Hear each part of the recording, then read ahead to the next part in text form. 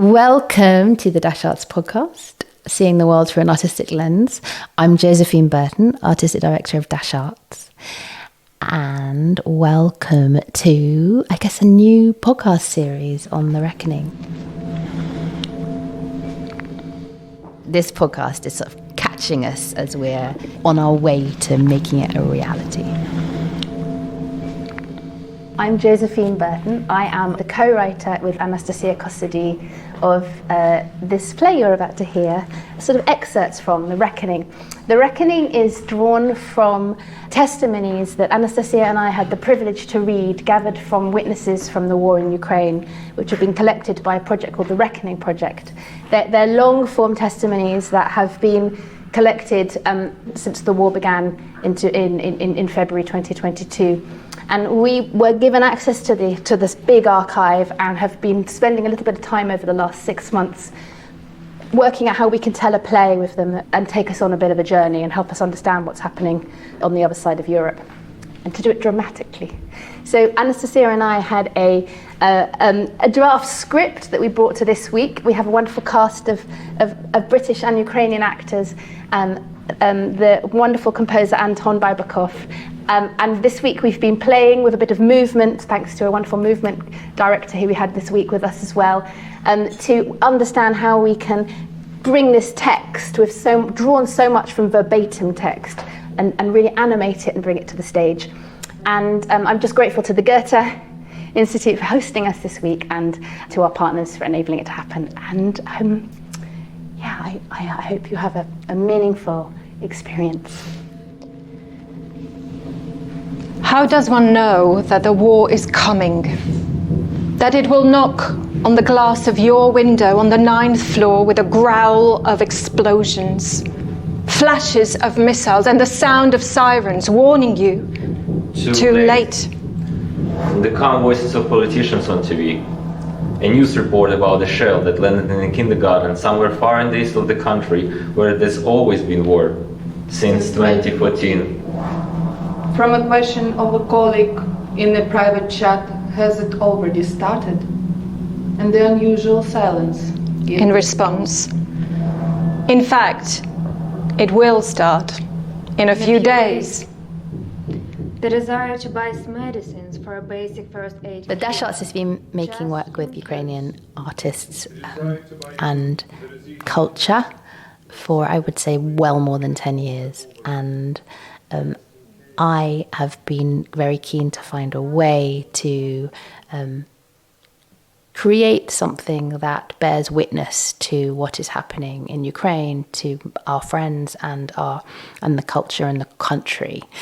And just thought maybe this is the way in to creating a piece of powerful theatre that will tell those stories out there in the world, will help people kind of see the human face to this tragedy and understand it better, and do that in such a way that, create theatre from it, create a theatrical experience that will take people on a journey, which is rather different to just reading their papers and turning away, or looking at like a headline on a phone without really understanding it. So find ways to create empathy in people.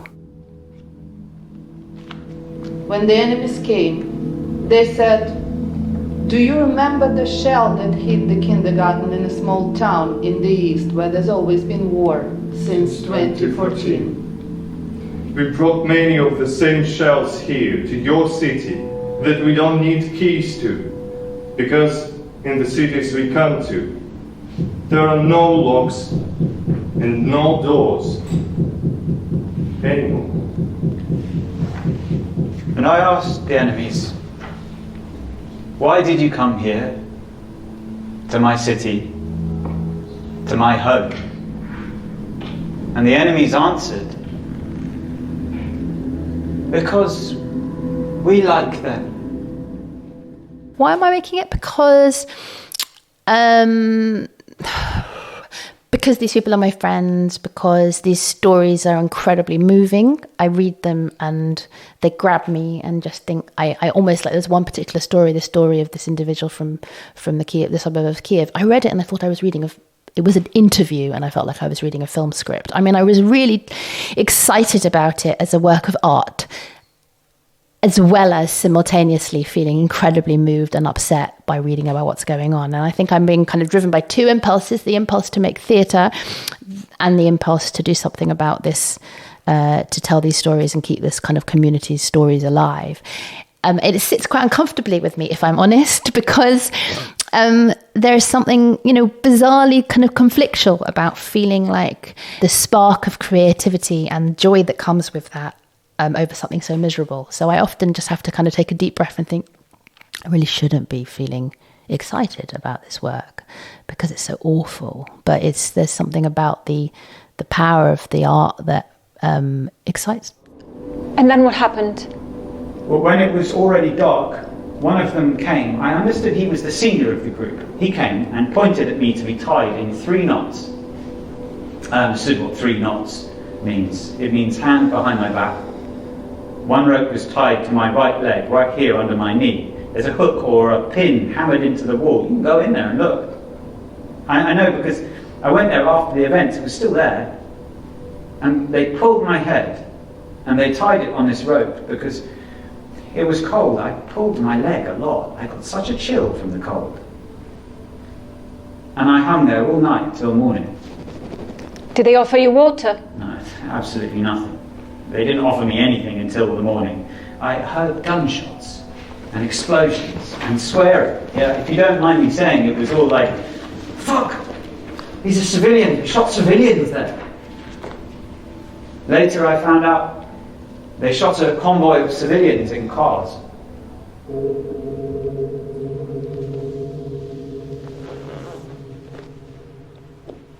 So I think at Dash, there's no one way of working. I mean, every project and every production has a different creative impulse, but also has a different kind of makeup of the chemistry of the collaborators that come into it. And so every time I sort of start afresh and build a new relationship. With Anastasia, we'd work together a little bit on the Crimea 5 a.m., but actually this project, Reckoning, was the first time that we'd co-written anything. So we've really trod very carefully and quite kind of sensitively towards the piece, towards the collaboration. We brought in the wonderful Lou Platt, who's a well-being practitioner and a therapist, to help look after ourselves as we were encountering this material. And Lou came back into the rehearsal room to work with us and the cast, which was also phenomenal and really needed to think about how we were going to treat this material and treat ourselves in the process. Yeah, to be honest, reading it here with all of you, it was a lot easier and lighter, because when I've read it by myself, I felt, to be honest, very down. It was hard to read, and I thought it is so dark material. But here it feels like it's especially when hear it out, when it's read out loud. There are funny moments. Yeah, it is also relieving. Did anybody else feel like your first reflection upon hearing it and it feeling lighter, more hopeful? Did anybody else have that experience? Yeah, because I shared it too. Yeah. Let's hear. Can we hear a little bit about? Every time I'm thinking about this script, I ask myself why they are survived, and at the very end, you understand that the most important things is family, dogs, cats, and your belief in God and in your really close persons, and you will survive if you help others to survive. Reading this, when we're reading these stories, there's inner conflict for me, because conflict between, by one hand, I see we're reading the stories, horrible stories which already happened, and it's kind of okay, it's in the past. But in the same moment, I know that it's so present and it's happened every day now, still. This kind of stories with people on occupied territories. And my co-writer, Anastasia Kosedy, who is a Ukrainian playwright. Kind of finding ways that might tell powerful stories that bring a human face to the tragedy that's unfolding still in Ukraine as a result of the Russian war crimes, and find ways to stage them in dramatically compelling ways. Well, it was very intense 5 days. It's a bit weird and also fantastic that only like in a 4.5 day time we kind of read through and then started doing physical movements and then connected with the music, rewrote some of the text, and then it turned out to be a almost proper production. Beforehand, after some of the people from the team gave also the feedback about the text, there was a concern that it can be just maybe too harsh, too hard, too tragic.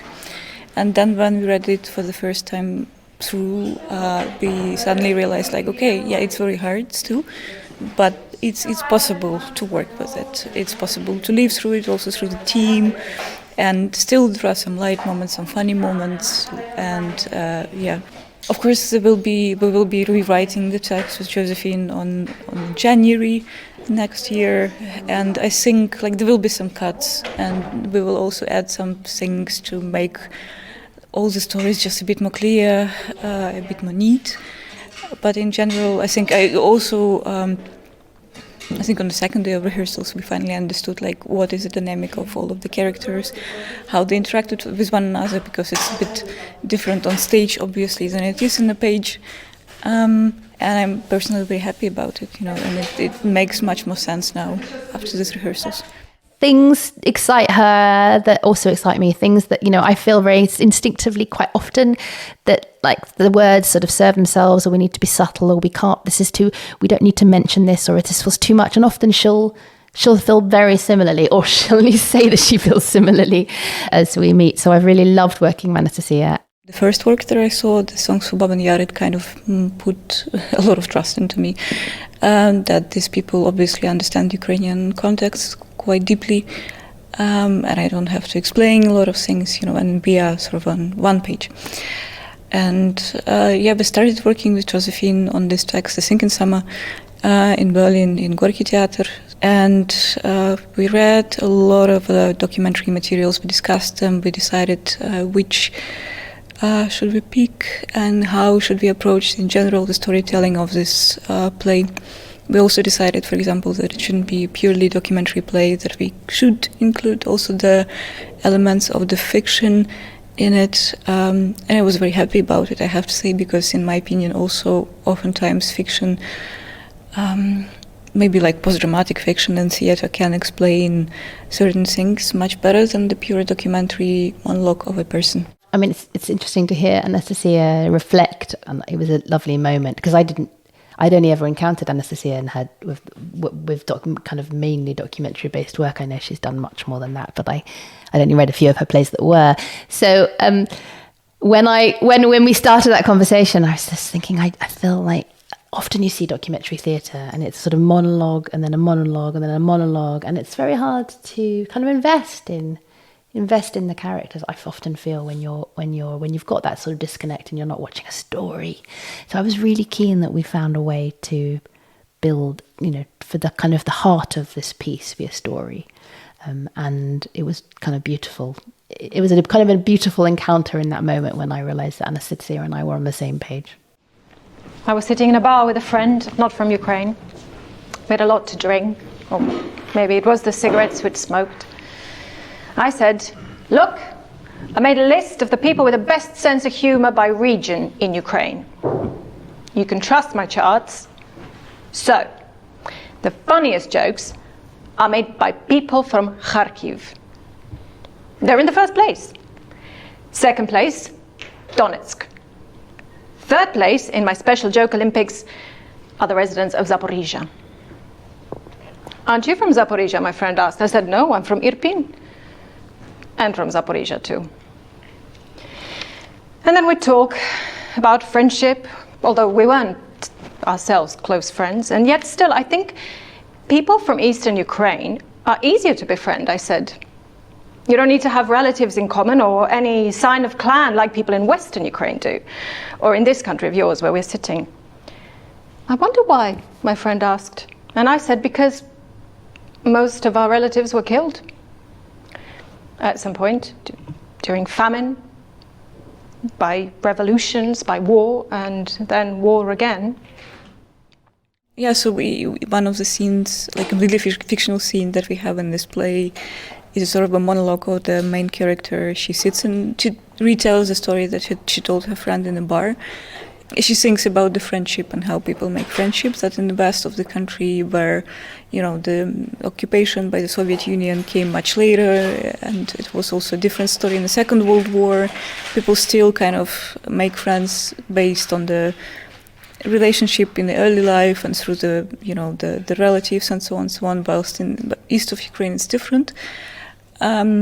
And it is because, this part of the country was, completely wiped out after the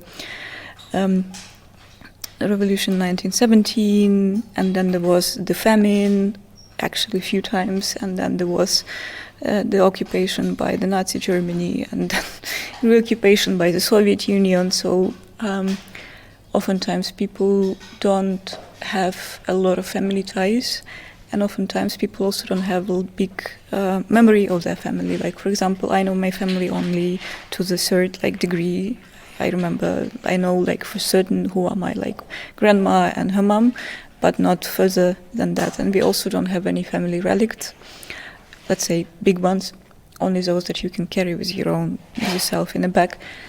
And it's also kind of connected to the stories that these people are telling, because it's all repeating again when we hear the story of the people who are hiding, their documents and also family relics in the ground in plastic bags. So at some point they can return and take them out of the ground. But it's such a generational story that repeats itself that I thought, okay, I need to maybe write something fictional about it, because to explain it. Finding a way to keep the darkness but continue to keep the joy, so that there's moments of relief in the theatre, that the actors feel it too, that the community, the audience feel it too, is really the challenge for me, how to make powerful theatre. But the Russians never got to Mykolaiv. Not the city, but part of the region was occupied. I spoke to this dentist, an older woman who got stuck there. Це ж треба було організувати роботу стоматологів, стерилізувати інструментарій. Світла не було, води не було, нічого не було. Одягла пуховий платок, косинку, обмоталася, тепліше одягнулася отак платками. І в стаціонарі ми завели генератор. Well, from the beginning we wanted to invite Ukrainian actors to this production, and we also thought, should we ask them to play in English or should it be in the original language? And for now we decided that it would be nice that Ukrainian actors speak in Ukrainian most of the time. And this is one thing that I'm glad of in European and in British theaters, and that I wish for Ukrainian theater much more, that audience is more or less used to reading subtitles. And I generally think that it's good when the play has more than one language, let's say, on stage. I guess it gives something also, because every language is different in the temper and the expressions of the language, and and I think it's also right for this production. І у нього ще така сабля була, така українська, і вони там малого в козаки посвящали. І це все було як, це ж веселощі, але ж вони цього не розуміють, вони за це навіть забирали. So you also deleted the photo? Видалила. А що було? There was this pile of broken phones near the checkpoint taken by Russians from people, then broken. I guess it was to stop them passing information to the Ukrainian army. But, I hear so many stories of people risking everything and finding a way to smuggle information out. Even people sometimes.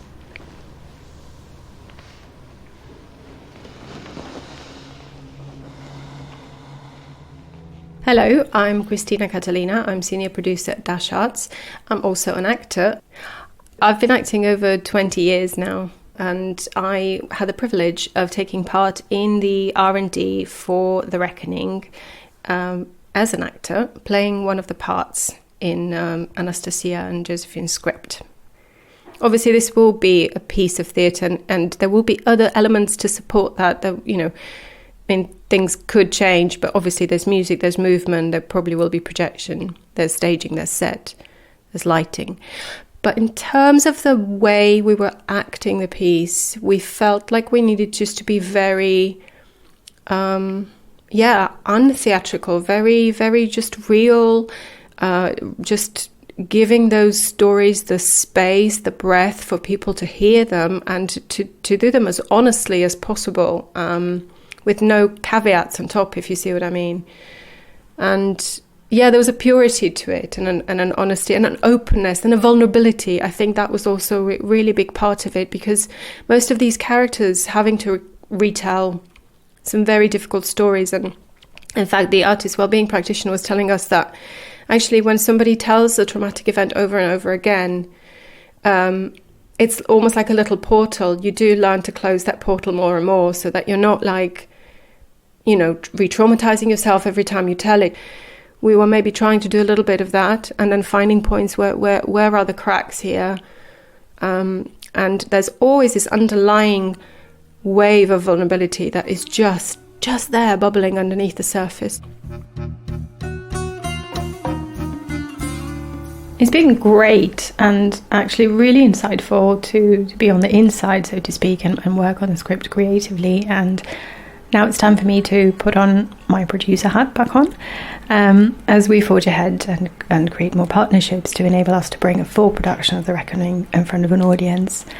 And in the meantime, I just want to say a really big thank you to all the wonderful individuals and partners who have supported us so far, including Open Society Foundations, the Frit Award Foundation, Goethe Institute in Excel and Goethe Institute in London and Cambridge Junction, and of course all our talented cast and creatives and our partner, The Reckoning Project.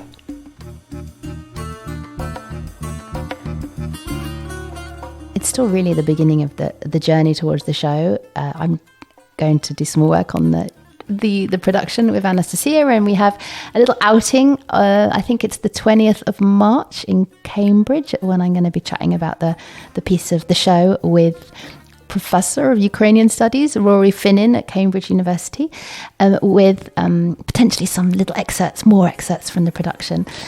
So that's the journey towards a production, which we hope will be staged and be live in the UK towards the end of 2024. And I can't wait to share the show with you next year.